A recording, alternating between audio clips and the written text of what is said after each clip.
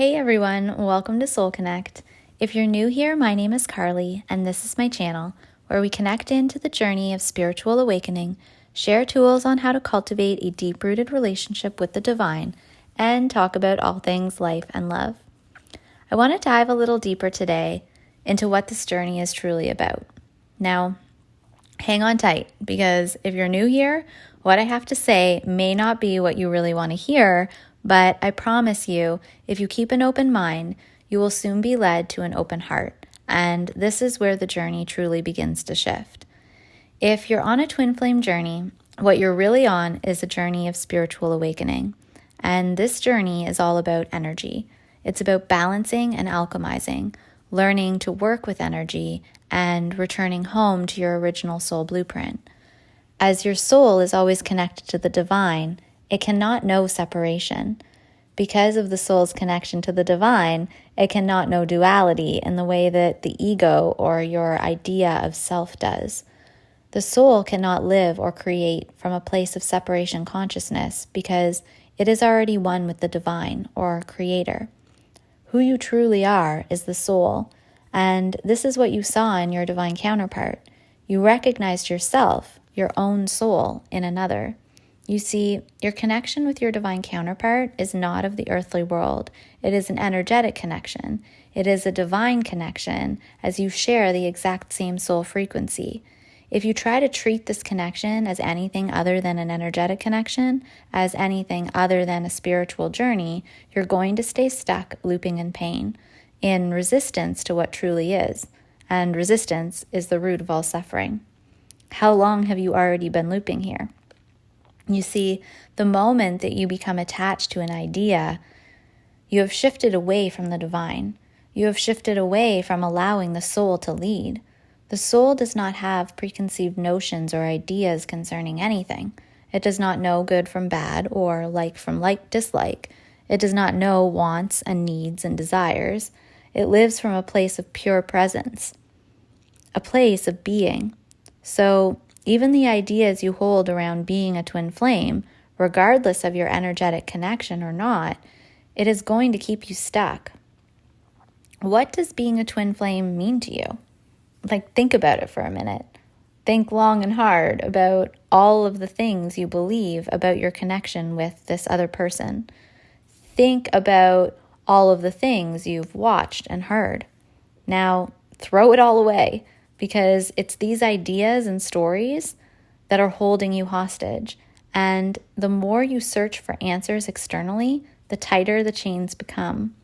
You already hold all of the answers within. And that is what this journey is about. It's about coming home to your inner knowing and beginning to have undying, solid faith in this knowing. It is about learning to work with energy and balance the 3D and 5D realms. It's about reconnecting with the divine and beginning to live a soul-led life. But so long as you are seeking externally in any way or in anything, you can't do this. Wherever you hold attachments or ideas, you will remain stuck.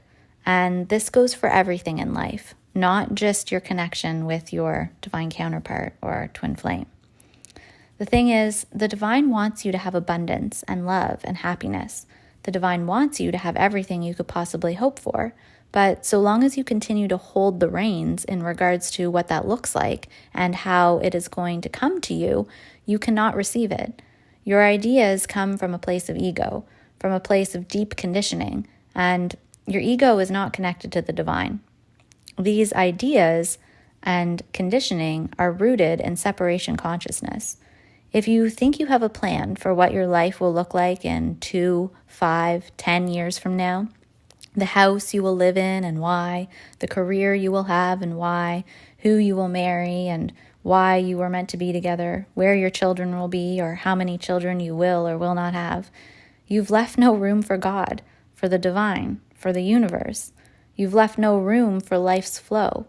You are not dancing with the divine.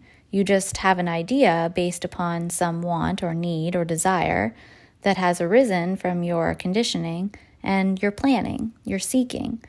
The divine is always trying to bring you what belongs to you, but you can't receive it if you are focused instead on what you think you want. The thing is, if you are truly on a twin flame journey, the best thing to do is drop the twin flame label. You and your divine counterpart are connected in a way that cannot be explained by mind and ego, that cannot be explained by labels or put in a box. And the more you try to understand this connection or control it in any way, the further you get away from soul, from the divine, and from actually receiving everything that is yours. Now, I am in no way saying that you should not plan for the future or that you should be reckless. What I'm saying is that often in planning and dreaming of the future, we become attached to these ideas, and this attachment holds you hostage, as you are then so focused on what you think you want or what you think is right or what you think life should look like that you're unable to see the life that the universe is trying to provide for you. The twin flame journey is about taking your sovereignty back. It's about stepping into your own divine power.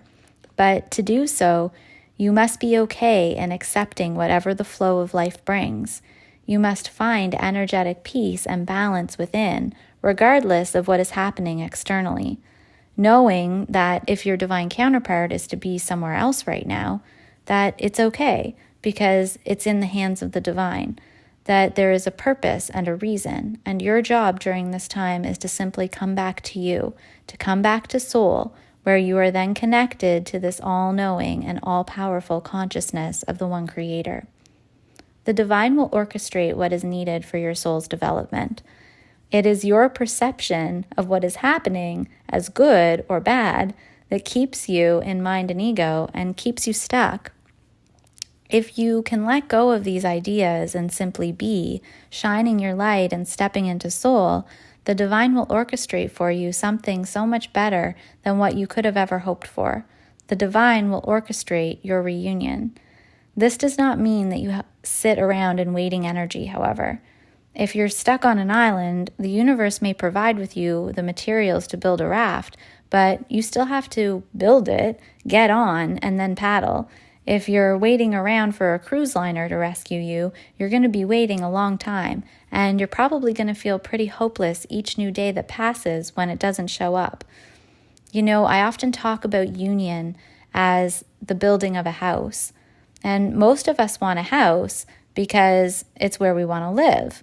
And you can think of living inside of your house as physical union with your divine counterpart. But in order to live inside the house or come into physical union, you first have to build it. The building of your house is all that inner work. It's the balancing and alchemizing. It's the coming home to soul. And a lot of people are aware of this, but get stuck focused here in the building and the moving in. And often the intention of building is really all about moving in. But in such focus on the final product, they're missing the joy of building.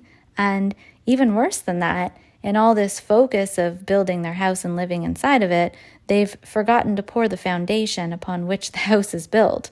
The foundation is super important because without it, everything else crumbles. And your foundation is not your connection to soul or self. Although a lot of people believe that, and a lot of people will tell you that that's what this journey is all about. Your foundation is really your connection with the divine. It is your trust and faith in a power greater than you.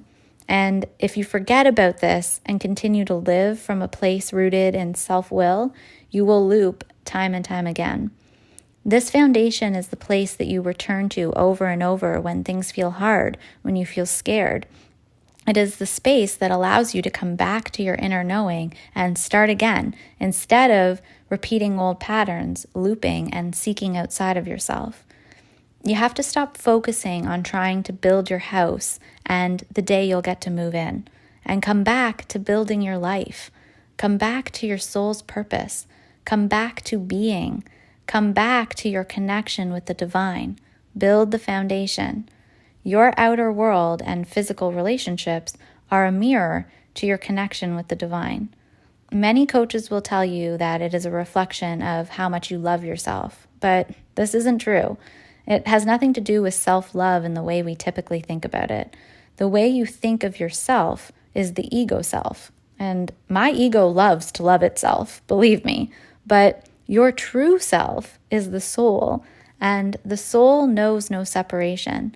When you are tapped into soul, you are connected to the divine. You see oneness in everything, and you trust in a higher power. This journey is about coming back to that trust and living your life from a place of divine love, from a place of soul creation. This means you don't get to have conditions or hold attachments regarding what things will look like. That's scary, right? Because it's hard to have faith when you don't know 100% what's going to happen. But that's the journey. And it's only in letting go, surrendering to the divine in this way, that you are able to dance the energetic dance, which is the twin flame journey. You are here to break down barriers in the way the world thinks about love, but you cannot do so if you continue to hold on to your own ideas regarding what that looks like, especially if you try to fit those old ideas into a new box labeled twin flame.